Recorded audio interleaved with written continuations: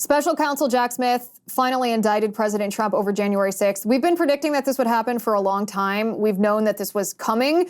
Every prosecution of a January 6th defendant was building towards indicting President Trump for nothing. He didn't do anything wrong on January 6th. You can agree or disagree with his take on what happened during the 2020 presidential election and the campaigns beforehand and the electioneering and all of that. But every single thing the Department of Justice has done in depriving the right of due process to the defendants on January 6th, in overcharging people, in sentencing, yes, unsavory characters like Stuart Rhodes to 18 years in prison because of a text message the guy sent. All of this has been leading directly to Jack Smith, the special counsel appointed by Merrick Garland, indicting Trump. And finally, that happened. Last night, the special counsel filed under seal an indictment with the judge. This is by far the worst part of this indictment. Let me read this to you.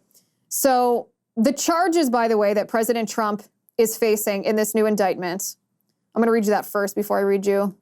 The charges are conspiracy to defraud the United States, conspiracy to obstruct an official proceeding, obstruction of an attempt to obstruct an official proceeding, and conspiracy against rights.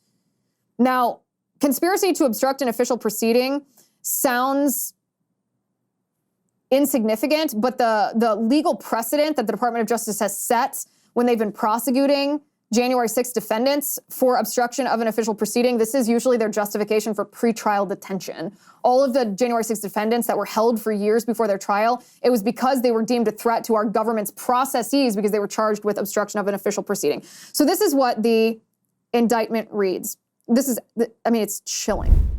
The defendant, Donald Trump, had a right, like every American, to speak publicly about the election and even to claim falsely that there had been outcome determinative fraud during the election and that he had won. So let me just pause there for a second.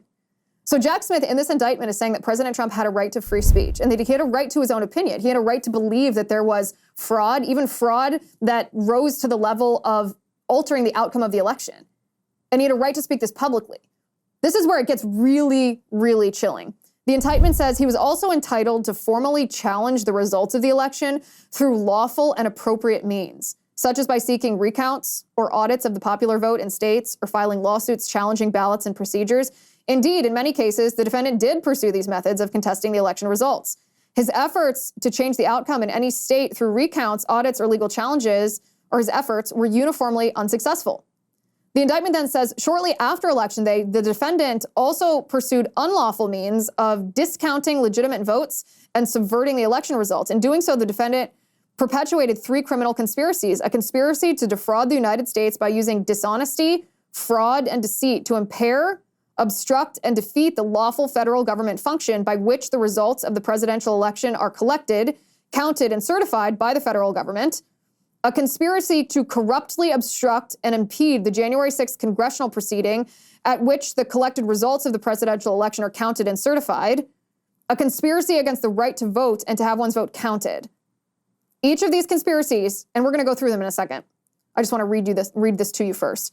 Each of these conspiracies, which built on the widespread mistrust the defendant was creating through pervasive and destabilizing lies about election fraud, targeted a bedrock function of the United States federal government, the nation's process of collecting, counting, and certifying the results of the presidential election. So how do you reconcile these two things? The beginning of what I just read you says, Jack Smith, the special counsel appointed by Merrick Garland, says the defendant has a right to say whatever he wants, to believe that the election was stolen, and to publicly say that the election was stolen. And then you go down to the bottom and you realize that Jack Smith doesn't believe that. The Department of Justice doesn't believe that. They are indicting President Trump because they believe that President Trump's opinions about, or conclusions, whatever you want to term this, it doesn't matter. It could be his opinion, and you may believe his opinion is wrong. It could be the results of his analysis. It could be the conclusion that he drew from the evidence that was laid in front of him. It doesn't matter. For the purposes of this indictment, at least, it doesn't matter. But they are saying because they do not agree with his conclusions that it constitutes obstruction of an official government proceeding. So his words saying that you should peacefully and patriotically march down to the Capitol, that constitutes obstruction of an official proceeding because he pressured Vice President Mike Pence to send batches of electors back to their states because he didn't think that those states' elections had been done according to state law, that constitutes obstruction of an official proceeding? I don't think so. What that is, and let's be very clear, that is criminalization of free speech. That is the prohibition on a political opinion that the Department of Justice, run by leftists, disagree with. It is the weaponization of the federal government against the sitting president of the United States' chief political opponent. It's banana republic stuff. President Trump is awaiting a summons now. We don't know whether they will attempt to hold him in pretrial detention, but this is what he posted on Truth Social. I'm going to read that to you in just a second, but first I want to talk to you about American Hartford Gold. Well, it can't be only me at this point. Our future feels more insecure and uncertain by the day. We don't know what's going to happen. We are spending more money, but getting less for that money because we're facing record high inflation, soaring interest rates. It seems that we are facing a looming recession. Our jobs feel threatened. Our businesses feel threatened. Our retirement funds seem threatened. Even Fed Chair Powell warned us that we should brace for more pain. Fortunately, there is a way to secure your hard-earned nest egg, even in the face of this uncertainty. You can do what I did, call the only precious metals dealer that I trust, American Hartford Gold. They make it easy and simple to protect your savings and retirement accounts with physical gold and silver. With one short phone call, they can have physical gold and silver delivered right to your door or inside your IRA or 401k. If you call them right now, they'll give you up to $1,500 of free silver on your first order. So don't wait. Call them now. Call 866-781-7499. That's 866-781-7499. Or text Liz to 65532. Again, the phone number is 866-781-7499. Or text Liz to 65532. Now, President Trump knew that this indictment was coming shortly before the prosecutor had filed this indictment in front of the judge. President Trump posted on Truth Social and said, I hear that deranged Jack Smith, in order to interfere with the presidential election of 2024, will be putting out yet another fake indictment of your favorite president at 5 p.m. It happened a little bit after 5 p.m., but President Trump was mostly correct. Why didn't they do this 2.5 years ago? Why did they wait so long? Because they wanted to put it right in the middle of my campaign, prosecutorial misconduct. He's exactly right. This isn't really about the 2020 presidential election. It's about the 2024 presidential election.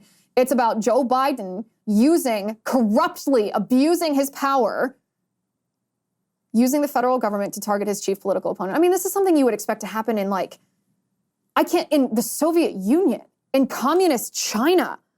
Conspiracy to defraud the United States? What does that mean?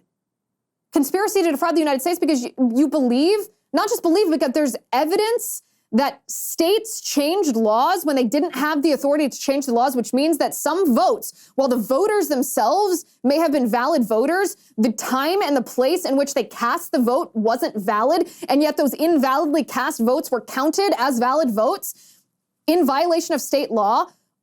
Observing that and calling that out, demanding accountability, observing the empirical evidence that impacted the outcome of the entire election, not just individual state ballot counts, that's a conspiracy to defraud the United States.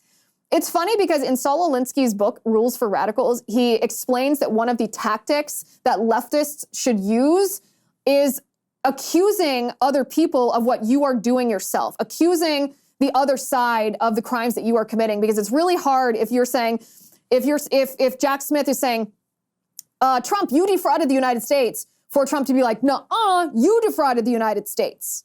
Even though that is, of course, what happened during the 2020 election. The Democrats defrauded the voters of the United States. This is classic Saul Alinsky tactics. Joe Biden is using the Department of Justice. So conspiracy to defraud the United States, conspiracy to obstruct an official proceeding. How can you obstruct an official proceeding with words? How come all of these protesters that broke into all of these state capitals, picture Nashville. After the Covenant school shooting in Nashville, the left tried to use this to push gun control, and you had these elected representatives in the Nashville State House blocking the legislative procedure. They had to adjourn the House, and yet they weren't charged with obstruction of an official procedure, even though that's what they did. What about the Kavanaugh protesters who tried to bang down the doors of the Supreme Court? Were they charged with obstruction of an official proceeding? They were not. And yet Trump, who didn't even do that, All he did was try to convince Mike Pence that a legal theory that Mike Pence disagreed with was a valid legal theory. And President Trump told the people at his rally outside the White House on January 6th to go down and let their legislatures know through peaceful protest that they were unhappy with what the Congress was doing, unhappy with the outcome of the election because the outcome was based on fishy practices. That's obstruction of an official proceeding? No. What we are witnessing right now in the United States of America is the criminalization of free speech. And make no mistake, if the Department of Justice and Biden and the Democrats are willing to so abuse their power to criminalize the free speech of the former president, who is running for president again, who is the chief political rival of Joe Biden, it's not just going to be Trump. Trump's just the first. Soon they'll come for us too. We didn't hear much about this story. Something happened in Memphis, Tennessee, and you would think at first glance, when I read you the headline of this story, you would think that this would be a headline all over the country, but it wasn't. I find this to be interesting because of the reason why it's not a headline all over the country. So Fox 13 Memphis, let me read you the headline. It says, man accused of firing shots outside of Jewish school identified. What happened is a former student at a Jewish school in Memphis, a disgruntled student, obviously a psychotic student, tried to open fire. He was an attempted mass shooter. He tried to commit another school shooting, which you would think would be on the news. You would think that, think about what happened when the Nashville Covenant School shooting happened. This was all over the news, as it should be. This is a horrific thing that happens when it happens. But you didn't hear about this, and it's not because he wasn't successful. It's because of why he wasn't successful. Thank God this deranged former student wasn't successful. He fired some shots. He ran away. He fired some more shots. Police were called. Police chased him down. He fired shots at police, and police returned fire and ultimately killed the guy. But the reason he wasn't successful was because this Jewish school had very tight security protocols. They had very tight security protocols that deterred this would-be shooter. So the reason you're not hearing about this isn't because the atrocity was averted, it's because of why the atrocity was averted. The Democrats tell us that the solution to mass shooters is gun control. Gun control is a euphemism for taking guns away from us, law-abiding American citizens. Obviously, criminals don't follow the law, so why would they follow that law? You're never going to be able to completely de-gun America. So if gun control passed, the situation in our country would be all criminals would have guns and no law-abiding citizens would have guns. It would be awful. It would be worse than anarchy. It would be tyranny. And yet the Democrats don't want to arm schools. They don't want to harden schools. They don't want to make sure that there are security protocols, metal detectors, locked doors, only people beeped in who have permission to be beeped in, security on staff, cameras. They don't want schools to be hardened. They claim they don't want schools to look like prisons. Apparently, they prefer schools to look like graveyards in many of these cases. And so when the security protocol at a Jewish school worked, and the fact that this is a Jewish school is pertinent to the story because the Jewish community has faced violent anti-Semitic attacks for a long time in our country. And Jews took it upon themselves at their Jewish schools, at their synagogues, to harden their institutions themselves so that they don't face these massacres. They have armed security at school. They have armed security at their synagogues. And thus, they don't face the same sort of mass shootings or the same sort of successful mass shootings that other schools that have bought into liberal wokeness suffer. And so you don't see this headline. You don't see this headline anywhere that an attempted mass shooter was averted. Thank God these children's lives were saved because of the reason why. Because of the reason why. So there's a weird phenomenon that's happening as musicians are touring across the country, giving concerts this summer. I don't know where this came from, actually. It's very odd, but fans in the audience of concerts have begun to throw objects at musicians on stage. I'm talking about throwing hard objects, like whipping a cell phone onto the stage at the singer or performer. And these objects have hit several performers in the face. They've narrowly missed, pretty seriously injuring performers. Like I said, I'm not sure where this originated from. I'm not sure what the point of it is. I don't know if these people are high on drugs or drunk out of their minds, or if they're haters, stalkers who are trying to hurt them, if they're just attention seekers trying to get a video to go viral, which I suppose they did. I don't know what the motivation is, but a lot of musicians seem unsure about how to handle these situations. Cardi B faced a situation at her concert in Las Vegas recently where a fan threw ice and water on her, and she reacted in a little bit different way than some of these other musicians have acted. And there's a debate going on about whether she was justified in what she did or whether she, well, committed battery. We're going to watch this video in just a second, but first I want to talk about 4 Patriots. In a startling description, the UN food chief warned the world that we are knocking on famine's door. He called what we're facing a perfect storm of a perfect storm, and he's not alone. Barron's published that a food shortage could be coming even in the United States. Our farmers see it domestically too. John Boyd Jr. is a 4th-generation farmer, and he told us that we're going to see empty food shelves in the coming months. These are not words that I like to hear when I have a family to feed. That's why getting survival food, I think, is more important than ever. I strongly recommend you create your own stockpile of the best-selling 4 Patriots survival food kits. My husband and I have these food kits in our basement right now. We want to be prepared. We want our family to be safe. This is not ordinary food that I'm talking about. I'm talking about good for 25 years, super survival food. Different breakfasts, lunches, dinners, easy to make. You can make this in less than 20 minutes. Just add boiling water, simmer, and serve. And right now, you can get 10% off your first order at 4patriots.com by using my code Liz. Just go to 4patriots.com, use my promo code Liz to start your stockpile today so you and your family are prepared. That's 4patriots.com, promo code Liz. So Cardi B, the rapper, I mean, she has quite the reputation. We don't talk about her often on this show because you can't show a single video of her without her being in some state of nudity or uttering some obscene level of profanity. However, she responded a little bit differently when some of these fans threw objects at her while she was on stage. This wasn't even a cell phone or a hard object. This was some fan that threw a cup of water with ice on her, and she responded by hurling her microphone, like with great force, back at this fan. This is a video of it. Take a look. Oh, and by the way, we had to mute out this video because the music behind it.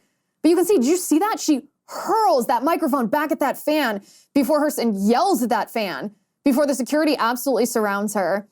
Perhaps the funniest, we're going to talk about whether this is the right way to handle this or the wrong way to handle this, but perhaps the funniest part of this video is that after she hurls her microphone and stops singing, if you listen, she continues singing, meaning her voice is still broadcast over the speakers, which means she was lip syncing. She was faking. She wasn't really singing. This is supposed to be like the cardinal sin among musicians to fake live performances, but that's neither here nor there. So I'm watching this video earlier today, trying to make up my mind what I think about this, because I understand how frightening, how startling, and how dangerous of a situation it would be if you're up on stage. I mean, I obviously am not a rapper, thank goodness, but if you're up on stage and someone throws something at you, that's horrible.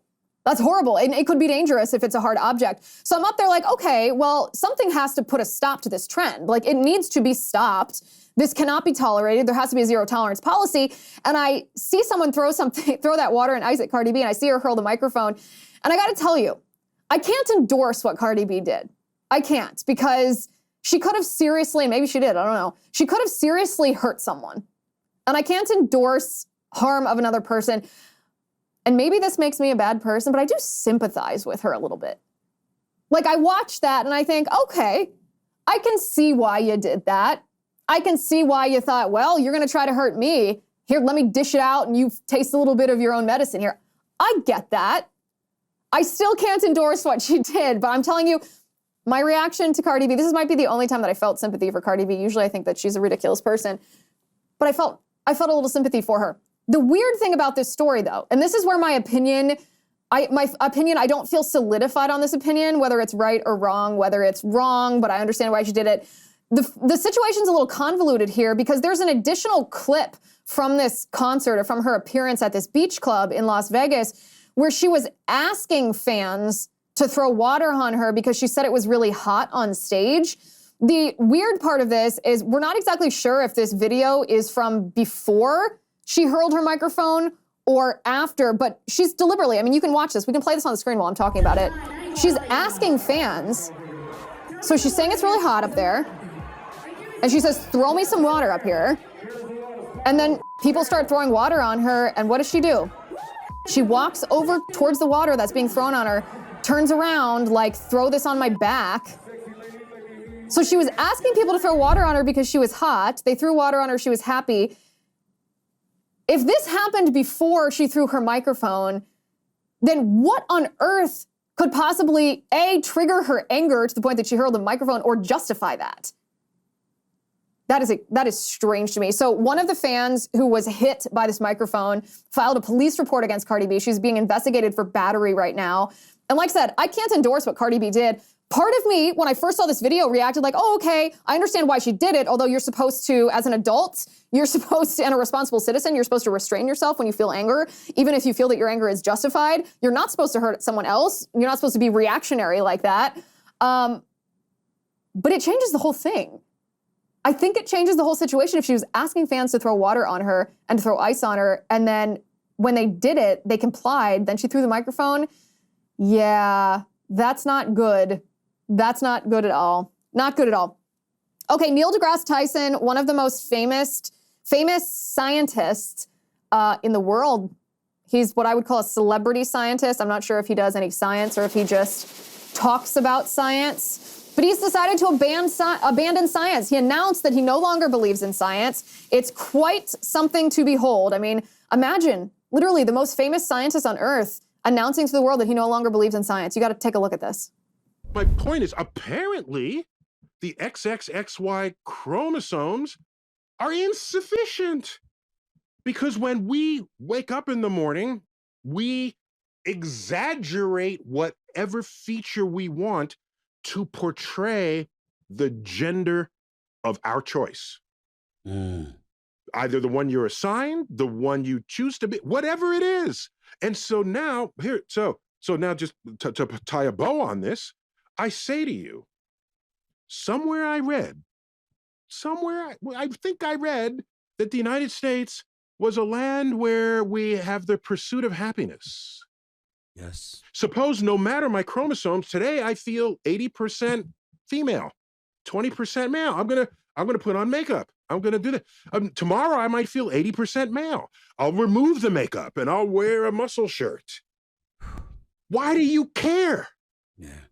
What business is it of yours to require that I fulfill your inability to think of gender on a spectrum? Part of me hopes that that's satire. But given how woke Neil deGrasse Tyson has become, I suspect he's being authentic. And I want to answer a couple of his points directly. But first, I want to talk to you about fresh pressed olive oil. The most delicious olive oil that you'll ever taste is fresh from the farm. That's when olive oil is at its peak of flavor and nutritional goodness.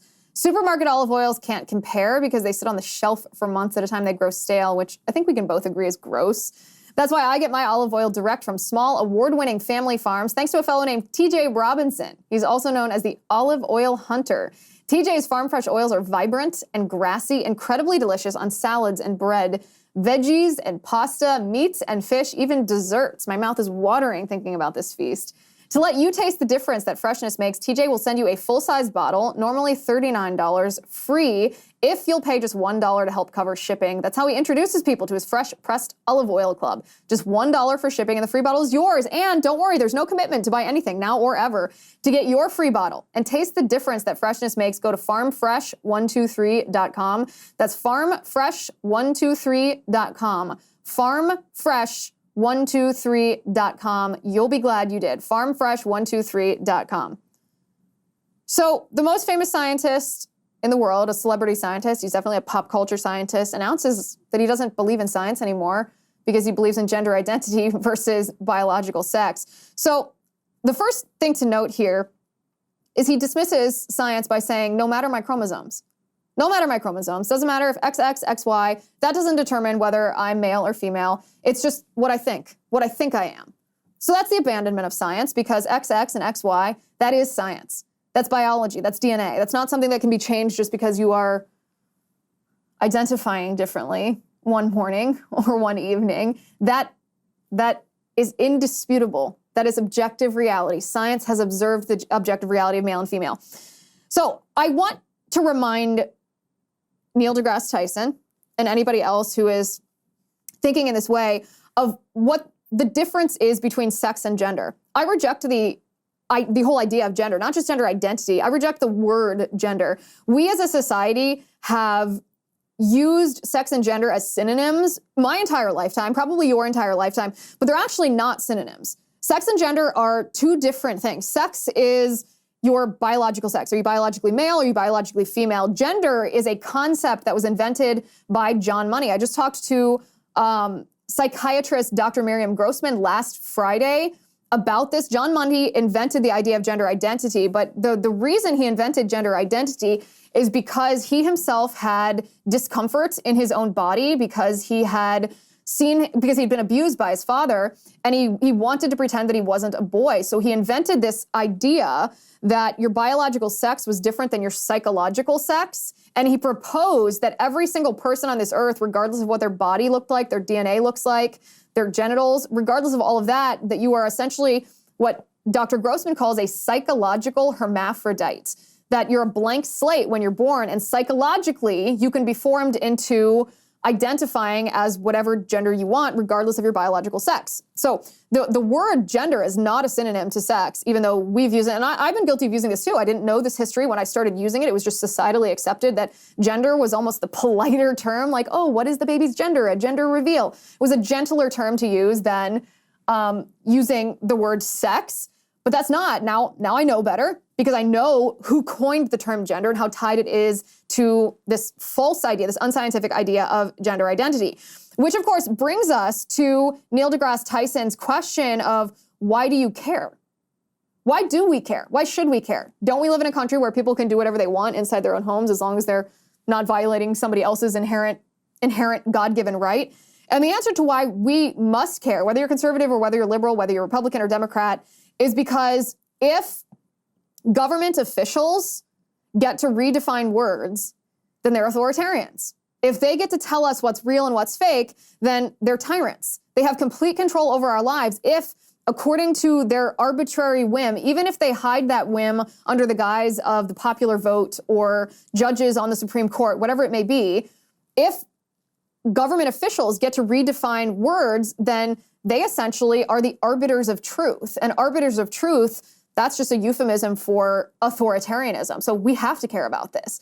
We have to care about this if we want to be a free people. And that, of course, is aside from the harm that the transgender ideology or gender identity inflicts on young people. Look at this headline. I want to bring this up on the screen. I'm going to read this to you. It says, 18-year-old boy died after doctors tried to create a vagina from part of his colon. So this 18-year-old boy was undergoing a surgical transition, this bodily mutilation surgery. And the way that this happened, this is very graphic, by the way, just to warn everybody. I'll say it as blandly as possible, but it's pretty horrific. What happened is after this 18-year-old boy was castrated, they used his castrated penis, or the skin and the flesh of his castrated penis they inverted it to try to create this neo-vagina.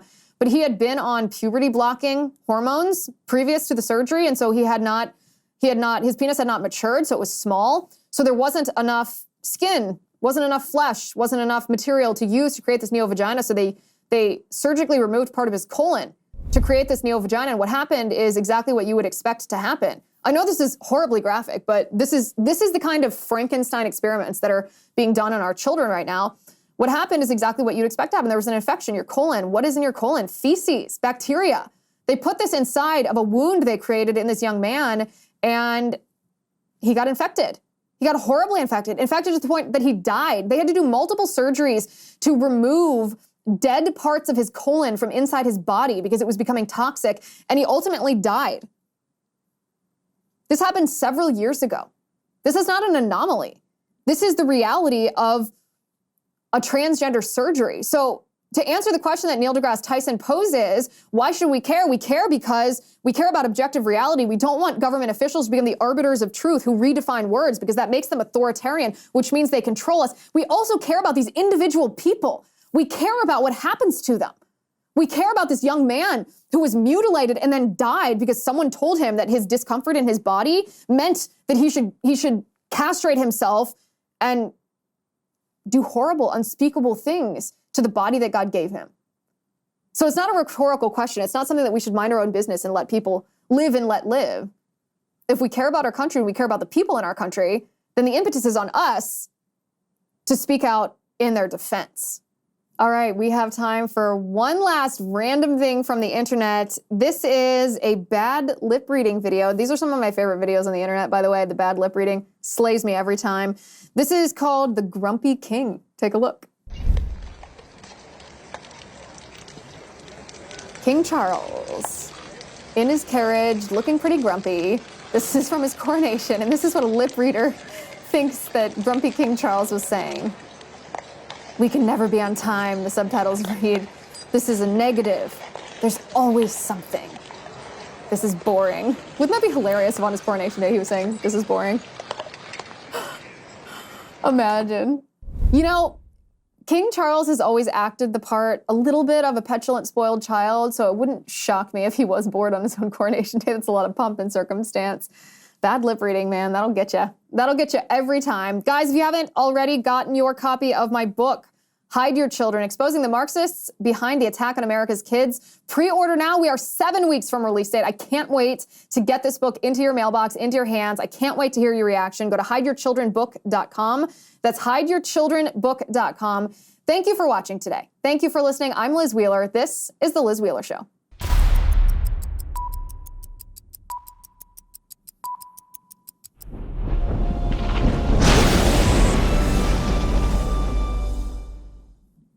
If you haven't already, give this video a thumbs up, hit the subscribe button below, and ring the bell to make sure you never miss a video.